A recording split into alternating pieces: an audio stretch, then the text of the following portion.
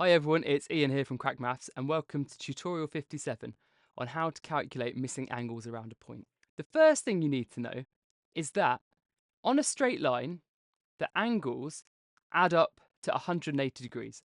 So if I draw a straight line here and I draw a line and say that this angle is 60 degrees, that means that the angle on the other side of this line is going to be 120 degrees. And that is because the angles on a straight line add up to 180 degrees. Let's look at one more example. This time I've drawn an angle of 15 degrees. If this angle is 15 degrees, what that means is that the angle on the other side of the line is going to be 180 subtract 15. So 180 subtract 15 is 165.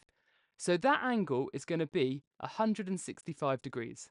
The other thing that we're going to need to know is angles around a point. And the fact that we need to know for that is that angles around a point add up to 360. So that kind of makes sense as well, because if we think about it, we're just including the other side of the line.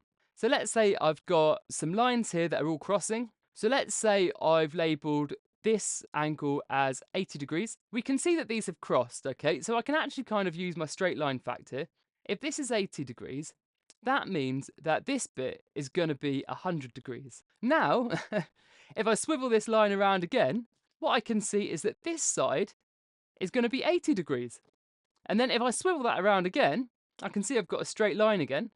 And then I can see that this bit here will have to be 100 degrees.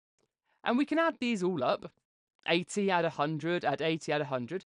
And what we do is we've got to 360.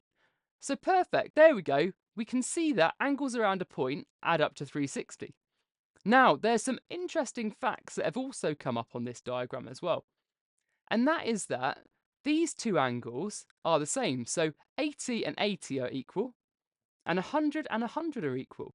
And that there is a useful fact as well. And that means whenever lines cross like this, the angles that are the opposite sides are always going to be equal. Let's have a look at one more example and then we'll go on to some questions. I've got this time just the points distributed randomly. Okay, so this time I've got three angles that are put together. There's no rhyme or reason, there's no straight lines there. Well, there's lots of straight lines, but there's no angles that have been divided on the straight line. This angle is 60 degrees. This angle is 140 degrees. And then we want to find out this missing angle. So what we're going to do here is remember angles around a point add up to 360. So if 60 add 140 equals 200, we can now do 360 take away 200, and that gives us 160. So this missing angle would be 160 degrees. Okay, so quick revision. Angles on a straight line equal 180 degrees. Angles around a point equal 360 degrees. Okay, let's get some practice with some questions.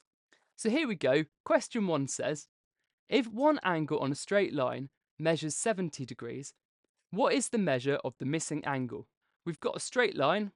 It's been divided into two.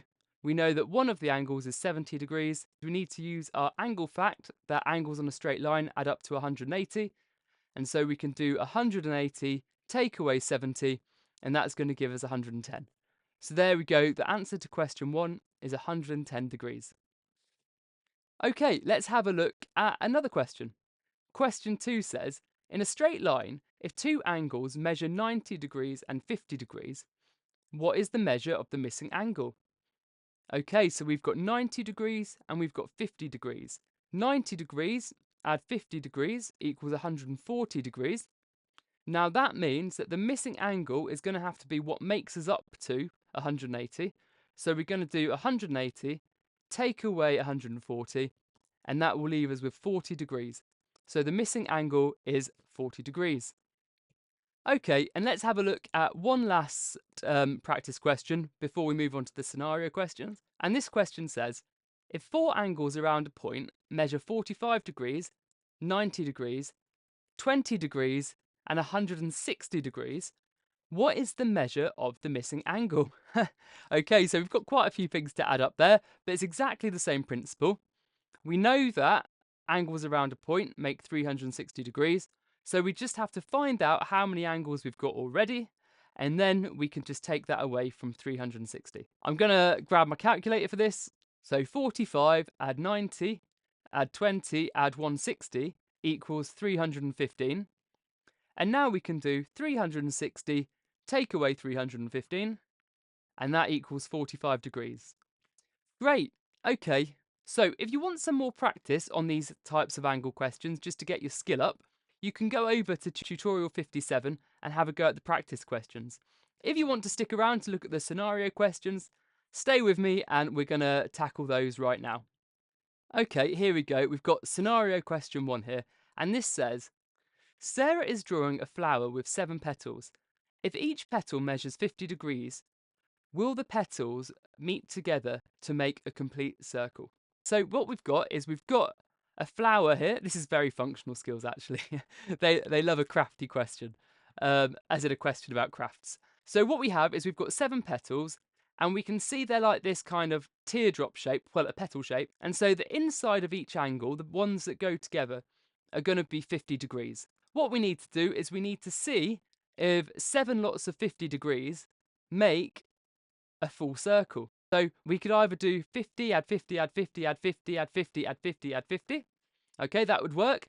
Well, that gives us 350 degrees. Or we could have done 7 times 50, which also gives us 350 degrees. Now, we know that the angles around a point equal 360 degrees. So if the petals only add up to 350 degrees, then we can see that 50 degrees isn't going to cut it to make the complete flower if each angle is 50 degrees and there's 7 petals. Okay, great.